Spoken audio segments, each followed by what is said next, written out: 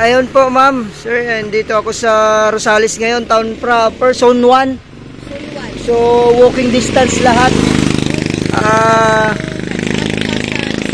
Ito po papuntang Balongaw, pero nandyan po yung Aritzio, yung town proper ng Rosales. Walking distance siya, siguro nasa 300 meters lang yung bayan ng munisipyo. Kasi ito yung property. Sukat ng frontage siguro nasa 15 mahigit din. So, pwede na siya pagtayan ng bahay tsaka business. So, maganda itong gawing ma'am, grocery, water station, yung property. So, yan po yung ating barangay hall. Tapos, doon na po yung Alphamart. So, ito po, parang mas marami pong dumadaan dito papuntang Balongaw. Kasi, pag dumiretso ka po doon sa bayan, sa palengke po yan, matatraffic. So, galing ka ng Teplex, ito po yung dinadaanan namin. Kaya, mataong lugar to. Dinadaanan po ng maraming tao. Pwedeng kainan, pwedeng meriendahan, ganyan, pwede po dito. So, ayan, tutok po ang kuryente, internet, saka nawasa. Ayan. Ito po yung property.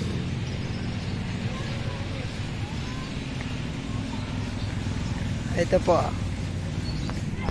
Ayan, ito po, nakabakod na dyan sa kaliwa. Tapos, nakabakod na rin dito sa kaliwa.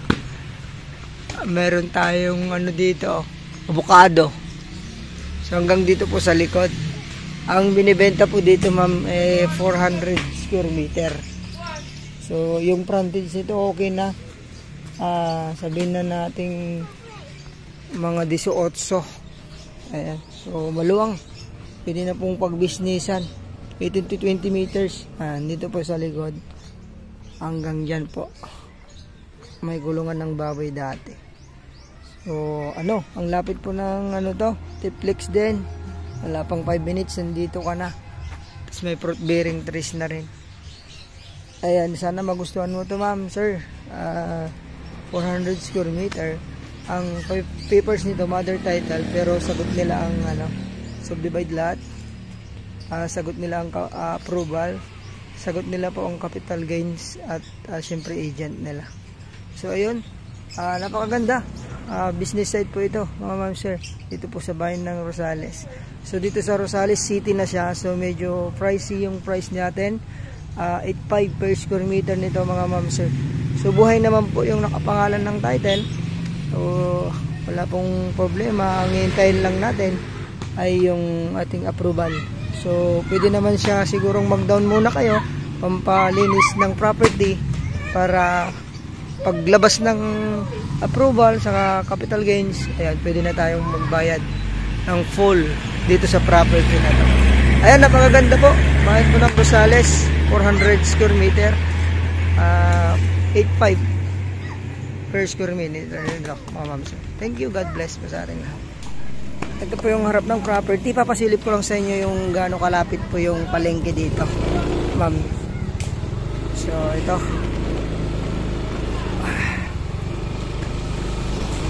ito yung ating barangay hall. Zone 1 siya. Tapos yun na po yung water district. School na po dyan, tapos palengke. Tapos dito po sa may parang provincial road to, papuntang Teplex to. Ito po yung Alphamart. So pwede kayong magtayo ng business doon. Ito yung papuntang Teplex. Yan, napakalapit na pong Teplex dyan, mga 2 to 3 minutes na lang. So dito po yung palengke. Ayan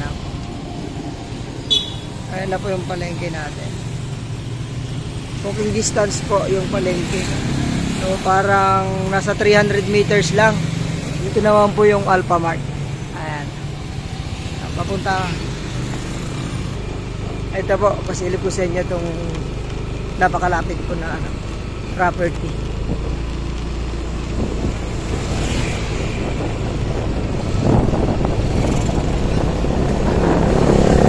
Ayan.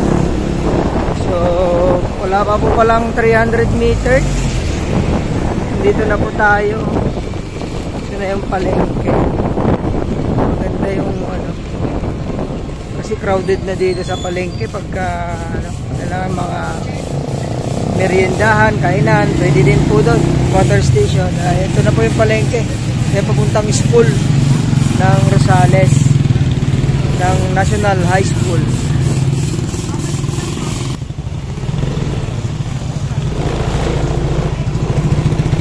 Ito po ang bayan ng Rosales.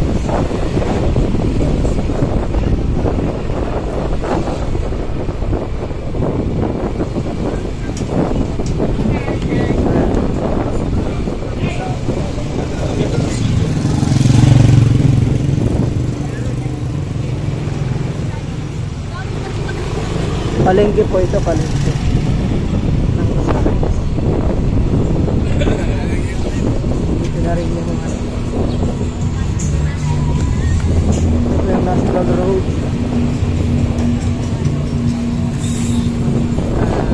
Na tayo sa may main.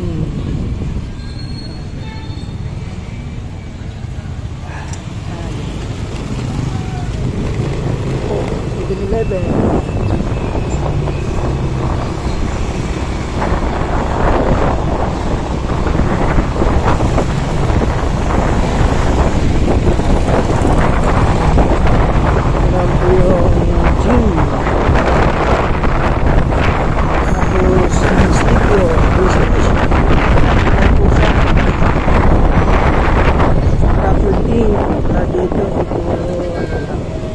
Ganun din, mga 300 meters sa property.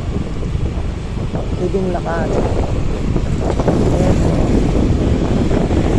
Yan, pwede siyang mag-down. Mag-down tayo ng ano, pampalinis to ng papel, pampasugdiban. Yung munisipyo. Yun yung papuntang jeep, ano yun, ang kotse na yun, pwedeng papunta sa property. So ito na po. Ayun, bayan po ng Rosales. Napakagandang gawing business area yung property na yan. Thank you po ma'am, sir. God bless po sa ating lahat.